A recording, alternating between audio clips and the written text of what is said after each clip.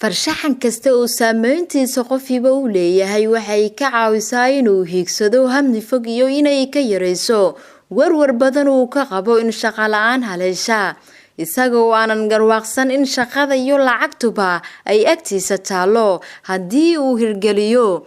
Faadumo Maxamed Xasan waa gabar dhalinyaro ah oo aamintay dalkeeda hooyo iyadoo aanan dhinacna u dhaafin. Waxay samaysaa farshaxan qurux badan oo aanay dad badan aqoon u lahayn oo ah agabka guryaha lagu qurxiyo. Faadumo waxay bilowday sameynta farshaxankan 2017 iyadoo arday ah 5 sano kadibna gurigeedu waa xaami oo agabkii ay sameyntiisu ku dhiiratay. Dad badan ayaa ka dalbada si ay guryahooda ugu qurxistaan. Waqti badan kagama lumo waxyaabaha ay ka sameysana ma aha kuwo helitaankoodu ay caqabad kala kulanto oo waa qoryaha jalaatada lagu sameeyo kartoon iyo shumaca inta badan ay dadku iska tuuraan. Mar aan ku booqanay gurigeeda oo ku yaala Muqdisho, Faadumo Maxamed Xasan waxayna la wadaagtay halka ay ka baratay farshaxankan ay sameyso iyo cidda garab ku siisay labadaba. Waxayna sidoo kale la wadaagtay inay caqabado badan kala kulantay bilowgii hore. 17 bilaabe inaan barto oo sameeyo waxaan igu dhiirigeliyay waalidkay. maasha Allah waa aragtaa hadda heerkana kamaraa in heer wixii aan arko aan sameyn karo ku biye karo ama wuxuu ka sameysan yahay aan sheegi karo. dabcan markaas aan baranayne waxaan ahay arday dhigta jaamacad. anoo jaamacadda dhiganayo ayaan baranayay. barnaamijkan waxaan ka bartay YouTube-ka. YouTube kood aragtaa wax walba waa laga helaa, cilmi walba ku jiro. marka waxaan ka bartay YouTube-ka. waxaa isku dayay inaan sameyn karo waxyaabahan aan YouTube-ka ka fiirsanayo. waxyaabahaas waxaan isku dayay inaan raadiyo waxay ka sameysan yihiin magaalada Mayaaliin. dhowr jeer isku dayay waxyaabo qaar waxaa jiraan magaalada aan aadin iyo waxyaabo qaar magaalada yaalo. anigana ma isku shidino wixii magaalada yaala isdhahay waxyaabahan leh ka sameey. marka inta waxyaabahan aan ka sameeyo dhan waa wax magaalada yaalo. waa idinka tusi karaa. waxaa kamid ah faanustan oo u talagalay faanusta Ramadaanka. tan waxay ka sameysan tahay kartoon iyo straw cabitaankay ka sameysan tahay iyo shumac. waxaa kaloo kamid ah faanustan Ramadaanka ugu talagalay. waxaa kaloo kamid ah farshaxankan asigana waxa ugu talagalay in guriga aan ku quruxsado. miiska fadhiga kala la saartaa. kanoo kale waxa ugu talagalay in miiska fadhiga ku quruxsado.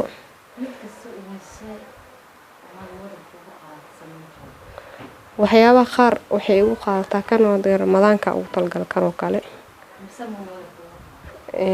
waxyaabaha qaar waxay ugu qaataan ilaa 3 maalmood 2 maalmood. waxyaabaha qaarna waxay ugu qaataan saacad 2 saac gudaheed.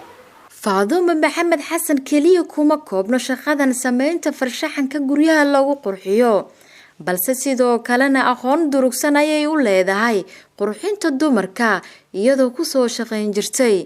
waxay iftiimisay inay iska joojisay shaqadan kadib xanuuno la soo darsay awgeed sida ayna la wadaagtay inta aan warbixinteeda ku guda jirnay. jiraan waxaa aqaanaa waxyaabaha la xiriira qurxinta dumarka sida seeloonka looga shaqeeyo, cilaan saarka, madax hagaajiska, tinta sida loo hagaajiyo. waxyaabo badan aqaanaa oo seeloonka la xiriiro iyo qurxinta dumarka because waxa ay furnaa jirtay seeloonkaasna ku sheegay xanuunkan yahay dartiis aan iskaga xiray 1 sano ii furnaay waa wadi waay waa iska xiray. Faadumo Maxamed Xasan waxay ku boorinaysaa gabdhaha saageed ah inay ku dhiiradaan barashada farshaxanka. waxaana ay sheegtay inay tababaro u sameyn doonto gabdhaha Soomaaliyeed si ay ugu shaqeystaan xirfadan. horta waxaa ku dhiirigelin lahaa gabdhaha walaalahay inay sameeyaan wax walba isku day waaye. waxaa isku daydo oo ku dadaasho waa sameyn kartaa. hore Soomaali u dhahday dadaalaa wuu gaaraa. wixii lagu dadaalo waa la gaaraa.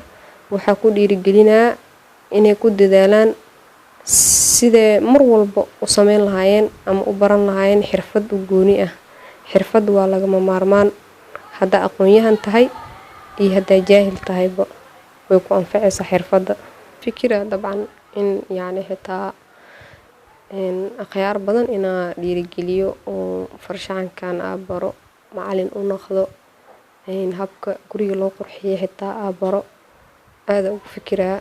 haddana waaba ku guda jiraabo arday badan ay balansan ilaa iyo 5 qofood camal ay balansan oo aan rabo inaan baro. Hormuud ADSL Plus waa adeeg cusub oo kuu sahlaya inaad ku xirnaato internet leh xawaare dheereeya 24 saac. ku darso ADSL Plus wuxuu ku siinayaa landline aad kula xiriiri karto asxaabtaada, qaraabada ama aad ku fulin karto hawlaha xafiiskaaga kaas oo ay la socoto daqiiqado free ah. xirmooyin kala duwan oo qiimo jaban iyo inaad si fudud ugu xawilan karto xisaabtaada moobilka waa qaar ka mid ah faa'iidooyinka adeegga internetka Hormuud ee ADSL Plus. guriga, xafiiska ama xarunta shirkadaada isticmaal ADSL Plus oo ku xirnow dunida.